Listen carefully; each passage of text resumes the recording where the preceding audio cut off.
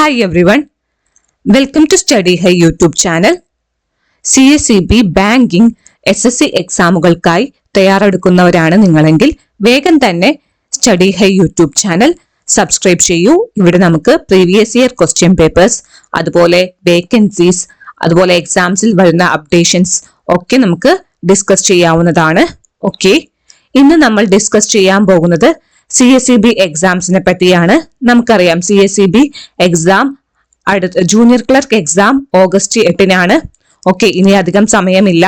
അപ്പോൾ ഇത്തവണ CSEB എന്താണ്, ഓരോ സബ്ജക്റ്റിന്റെയും പ്രോപ്പർ സിലബസ് കൊണ്ടുവന്നിട്ടുണ്ട്. അതുപോലെ നമ്മുടെ എക്സാം പാറ്റേണും ചേഞ്ച് ആയിട്ടുണ്ട് അല്ലേ. ഇപ്പോൾ എക്സാംസിൽ കൃത്യമായിട്ട് ഏതൊക്കെ സബ്ജക്റ്റിൽ നിന്ന് ഏതൊക്കെ പാർട്സിൽ നിന്നായിരിക്കും ക്വസ്റ്റ്യൻസ് വരിക, ടോപ്പിക്സിൽ നിന്നായിരിക്കും, അതുപോലെ മാർക്കും ഡിവൈഡ് ചെയ്ത് തന്നിട്ടുണ്ട്. ഓക്കെ, അപ്പൊ ഇംഗ്ലീഷിന്റെ കാര്യം എടുത്ത് നോക്കുകയാണെങ്കിൽ CSEB എക്സാമിൽ ഇംഗ്ലീഷിൽ വരുന്ന ഫുൾ സിലബസും അതുപോലെ തന്നെ എത്ര മാർക്കിനായിരിക്കും ചോദ്യമെന്നും അതുപോലെ കുറച്ച് ക്വസ്റ്റ്യൻസുമാണ് നമ്മൾ ഇന്ന് ഡിസ്കസ് ചെയ്യാൻ പോകുന്നത്. ഓക്കെ, നമുക്കപ്പോ വീഡിയോയിലോട്ട് കിടക്കാം. ഓക്കെ, ആൻഡ് CSEB എക്സാംസിൽ ഇംഗ്ലീഷിൽ നിന്ന് 10 മാർക്കിനാണ് ചോദ്യം വരിക. 10 ക്വസ്റ്റ്യൻസ് ആയിരിക്കും ഉണ്ടാവുക. ഓക്കെ, ഇത്തവണ 10 ക്വസ്റ്റ്യൻസ് 10 മാർക്കിനായിരിക്കും ചോദ്യം. അതുപോലെ GK നിന്നായാലും 10 മാർക്കിന് തന്നെയായിരിക്കും. മാത്സ് റീസണിംഗിൽ നിന്നായാലും 10 മാർക്കിനായിരിക്കും. അങ്ങനെ ജനറൽ ആയിട്ടുള്ള സബ്ജക്റ്റിൽ നിന്ന് 10 വെച്ച് 30 മാർക്കിനായിരിക്കും 3 സബ്ജക്റ്റും കൂടി വരിക. ഓക്കെ, നേരത്തെ 20 ക്വസ്റ്റ്യൻസ് ആയിരുന്നു ഉണ്ടായത്. ഇത്തവണ എന്താ 10 ക്വസ്റ്റ്യൻസ് ആയിരിക്കും ഓരോ സബ്ജക്റ്റിൽ നിന്നും വരിക. ഓക്കെ, ഇംഗ്ലീഷ് നമുക്കറിയാം ഇത്തവണ എന്താണ്, കുറച്ച് നാളുകളായി ഇംഗ്ലീഷിലെ എക്സാം പാറ്റേണിൽ കുറച്ച് വ്യത്യാസം വന്നിട്ടുണ്ട്. കുറച്ചും കൂടി എന്താണ്, സാധാരണ ഒരു 2-3 വർഷം മുമ്പ് CSEBയിൽ ഇംഗ്ലീഷിന് ചോദിച്ച ക്വസ്റ്റ്യൻസ് എന്ന് പറഞ്ഞാൽ മിക്കവാറും പ്രീവിയസ് ഇയർ ക്വസ്റ്റ്യൻസ് ഉണ്ടായിരിക്കും. അതുപോലെ കുറച്ച് ഡിഫിക്കൽറ്റി ലെവൽ ഇപ്പോഴത്തെ ലെവൽ വെച്ച് നോക്കിയാൽ കുറവായിരുന്നു. ഇപ്പൊ ഡിഫിക്കൽറ്റി ലെവൽ കുറച്ചൊന്ന് കൂടിയിട്ടുണ്ട്. ഓക്കെ, നമുക്കപ്പോൾ ആദ്യം സിലബസ് ഡിസ്കസ് ചെയ്യാം. അത് കഴിഞ്ഞ് കുറച്ച് ക്വസ്റ്റ്യൻസ് നോക്കാം. ഓക്കെ, 10 മാർക്കിനായിരിക്കും ചോദ്യം വരിക. ആൻഡ് മെയിൻ ആയിട്ട് 2 പാർട്ടായിരിക്കും, ഇംഗ്ലീഷ് ഗ്രാമറും വൊക്കാബുലറി. ഓക്കെ, ഇംഗ്ലീഷ് ഗ്രാമർ നന്നായിട്ട് തന്നെ നോക്കിയിട്ട് പോവുക. ഗ്രാമറിൽ നിന്ന് കുറെ ക്വസ്റ്റ്യൻസ് വരുന്നതാണ്. ഓക്കെ, അപ്പോൾ എന്തൊക്കെയാണ് വരിക ടോപ്പിക്സിൽ? ടൈപ്സ് ഓഫ് സെന്റൻസ്, അത് ഉറപ്പായിട്ടും ചോദിക്കുന്നതാണ്. Types of sentence and interchange of sentence PSC എക്സാംസിനായാലും CSEB എക്സാമിനാണെങ്കിലും അത് വളരെ ഇമ്പോർട്ടന്റ് ആയ ഒരു ടോപ്പിക് തന്നെയാണ്. ടൈപ്സ് ഓഫ് സെന്റൻസ്, ഒരു സെന്റൻസ് തന്നിട്ട് അത് ഏത് ടൈപ്പ് ആണെന്നൊക്കെ ചോദിക്കാം. ഓക്കെ, അപ്പൊ ടൈപ്പ് ഓഫ് സെന്റൻസ് നിങ്ങൾ ഉറപ്പായിട്ടും നോക്കിയിട്ട് പോവുക. CSEB എക്സാമിനായാലും PSC എക്സാംസിനും ഇംഗ്ലീഷിൽ ചോദിക്കാറുണ്ട്. ഓക്കെ, പിന്നെ ഡിഫറെന്റ് പാർട്സ് ഓഫ് സ്പീച്ച് ചോദിക്കാം. Agreement of subject and verb, articles വളരെ ഇമ്പോർട്ടന്റ് ആട്ടോ. ഇംഗ്ലീഷിലെ സിലബസിൽ CSEB എക്സാംസിൽ ആർട്ടിക്കിൾസിൽ നിന്ന് 20 ക്വസ്റ്റ്യൻസ് ആയിട്ട് വന്നുകൊണ്ടിരുന്നപ്പോഴും 10 മാർക്കിന് തന്നെയായിരുന്നു. അപ്പോഴും ആ സമയത്തും ആർട്ടിക്കിൾസിൽ നിന്ന് ഒരു 3 ക്വസ്റ്റ്യൻസ് എങ്കിലും ചോദിച്ചു കണ്ടിട്ടുണ്ട്. ഓക്കെ, അപ്പൊ ആർട്ടിക്കിൾസിൽ നമുക്ക് ഒരു ക്വസ്റ്റ്യൻ ഉറപ്പായിട്ടും എന്തായാലും ഉണ്ടാവും. അപ്പൊ നന്നായിട്ട് തന്നെ അത് പഠിച്ചിട്ട് പോവാ. ഇംഗ്ലീഷ് നമ്മൾ എക്സാംസിന് വേണ്ടി പ്രിപ്പയർ ചെയ്യുമ്പോൾ ഈ പറഞ്ഞ കാര്യങ്ങളൊക്കെ ബേസിക് ആയിട്ട് വരുന്നതാണ്. ആർട്ടിക്കിൾസ് ഒക്കെയാണ് നമ്മൾ ആദ്യം എന്താന്ന് നോക്കേണ്ടത്. ഓക്കെ, അപ്പൊ ആർട്ടിക്കിൾസ് ഒക്കെ നോക്കിയിട്ട് പോവുക. Next, uses of primary and modal auxiliary verbs, അതും ഇമ്പോർട്ടന്റ് ആണ്. ക്വസ്റ്റ്യൻ ടാഗ്സ് ഇമ്പോർട്ടന്റ് ആണ്. Infinitive and gerunds, tenses in conditional sentences, prepositions.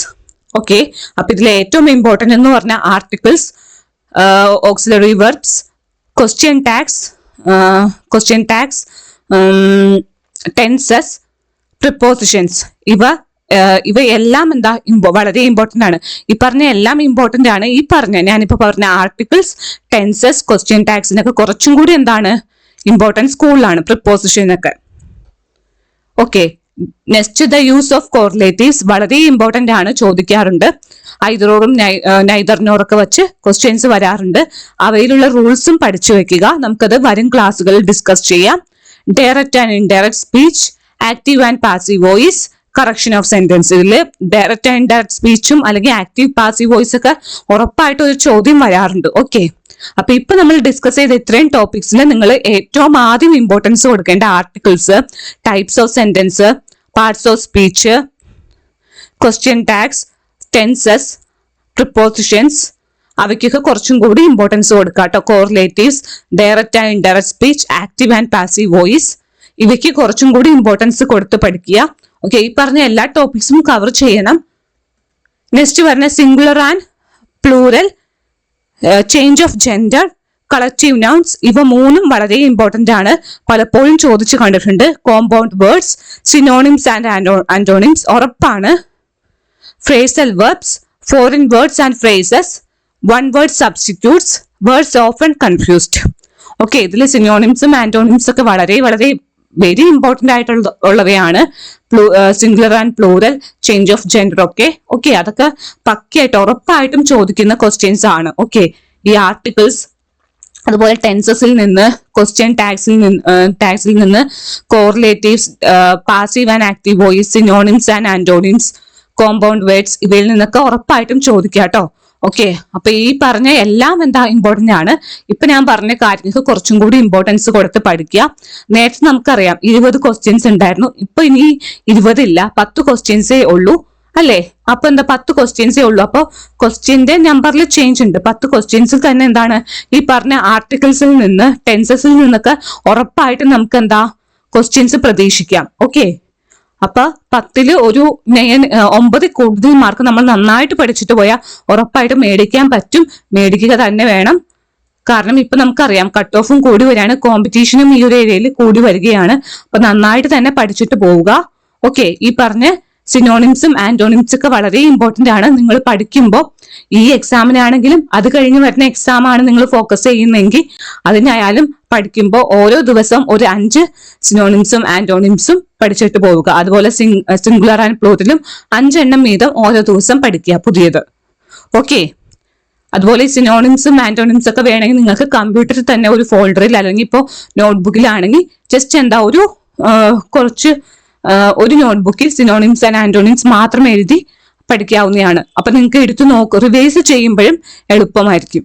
Spelling test, idioms and there meanings, expansion and meaning of common abbreviations.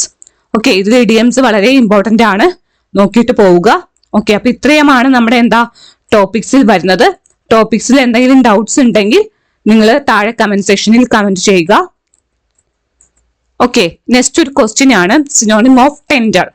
ഏതായിരിക്കും? Option A strong, option B moderate, option C delicate, option D cruel. ഏതായിരിക്കും answer വരിക? ഇവിടെ answer വരിക option C delicate ആണ് answer വരിക കേട്ടോ. ടെൻഡറിന്റെ meaning ആണ് ചോദിച്ചിരിക്കുന്നത്. സിനോണിം എന്ന് പറയുമ്പോൾ എന്താണ്? മീനിങ് ആണ്. ആന്റോണിം ഓപ്പോസിറ്റ് വേർഡ് ആണ്. ഓക്കെ, സെയിം മീനിങ് വരുന്നതാണ് സിനോണിം. നെക്സ്റ്റും synonym of timid. Option A bold, option B fearful, option C adventurous, option D all of this. ഏതാണ് വരിക? ഇവിടെ ആൻസർ ഏതായിരിക്കും വരിക? Synonym of timid option B fearful ആണ് വരിക. നെക്സ്റ്റ് ക്വസ്റ്റ്യൻ ആന്റോണിം ഓപ്പോസിറ്റ് ആണ് ചോദിച്ചിരിക്കുന്നത്. Antonym of frequent. Option A rare, option B recurrent, option C repeated, option D none of this. ഏതായിരിക്കും? ഓപ്ഷൻ എ റെയർ ആണ് answer ആയിട്ട് വരിക കേട്ടോ. ഇവിടെ ആൻസർ ഓപ്ഷൻ എ റെയർ ആണ്. നോട്ട് ചെയ്ത് വെക്കുക. ഇതുപോലെ ഒരു 5 സിനോണിമും 5 ആന്റോണിമും ഓരോ ദിവസം വെച്ച് നിങ്ങൾ എന്താ പഠിച്ചു പോയാൽ എക്സാം വരുമ്പോ എന്താണ് എളുപ്പമായിരിക്കും. ഓക്കെ, നെക്സ്റ്റ് നമുക്ക് മാസ്കുലിൻ ആൻഡ് ഫെമിനിൻ വേർഡ്സ് നോക്കാം. ചേഞ്ച് ഓഫ് ജെൻഡർ, ഇതും പല തവണ ക്വസ്റ്റ്യൻ പേപ്പറിൽ ചോദിച്ചു കണ്ടിരിക്കുന്ന ക്വസ്റ്റ്യൻ ആണ്. ഓക്കെ, വളരെ ഇമ്പോർട്ടന്റ് ആട്ടോ. ലാൻഡ് ലോഡിന്റെ ഫെമിനിൻ എന്താണ്? Land lady, nephew niece, master mistress, milk man milk maid. പീകോക്കിന്റെ എന്താണെന്ന് താഴെ കമന്റ് സെക്ഷനിൽ കമന്റ് ചെയ്യാട്ടോ. Okay, correct answer first comment ചെയ്യുന്ന ഞാൻ പിൻ ചെയ്യുന്നതാണ്. ഓക്കെ, അപ്പൊ കറക്റ്റ് ആൻസർ കമന്റ് ചെയ്യാം. ഇതുപോലെ ആന്റോണിം ആൻഡ് സിനോണിമിന്റെ കേസ് പറഞ്ഞ പോലെ തന്നെ ഈ ചേഞ്ച് ഓഫ് ജെൻഡറിന്റെയും ഒരു 5 എണ്ണം വെച്ച് ഒരു ദിവസം നിങ്ങൾ പഠിച്ചു പോവുകയാണെങ്കിൽ എക്സാം വരുമ്പോൾ നിങ്ങൾക്ക് വളരെ എളുപ്പമായിരിക്കും. ഓക്കെ, അപ്പൊ എല്ലാവരും നന്നായിട്ട് തന്നെ എക്സാമിന് വേണ്ടി പ്രിപ്പയർ ചെയ്യുന്നു എന്ന് വിചാരിക്കുന്നു. നമുക്കിനി GK ആയാലും ഇംഗ്ലീഷ് ആയാലും സബ്ജക്റ്റിന്റെ ആണെങ്കിലും വരും ക്ലാസ്സുകളിൽ ഡിസ്കസ് ചെയ്യാവുന്നതാണ്. ഓക്കെ, അപ്പൊ അതിനുവേണ്ടി like, share, subscribe our channel. Thank you and all the best for your exam.